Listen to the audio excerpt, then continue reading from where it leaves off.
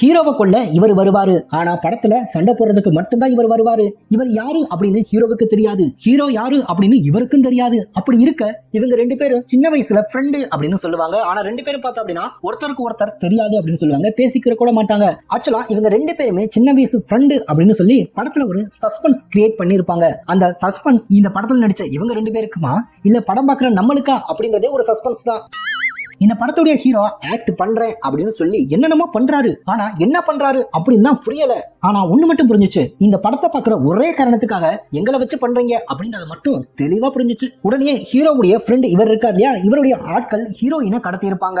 அங்க ஒரு டைலாக் ஒண்ணு பேசுவாங்க. அதாவது ஹீரோவுடைய ஃப்ரெண்டுடைய ஆட்கள் இருக்காங்க இல்லையா, அவங்க தலை கத்திய வச்சு உன் கழுத்தை மட்டும் அறுத்துறேன் தலை, நீ செத்துற தலை அப்படின்னு வாங்க. உண்மையாகவே இது கௌதம் வாசுதேவன் படமா இல்ல ஹரி படமா அப்படின்ற குழப்பம் வேற ஒரு பக்கம். இந்த படத்தை பாக்குறத இதோட நிறுத்திடுறா அப்படின்ற மனநிலை ஒரு பக்கம்.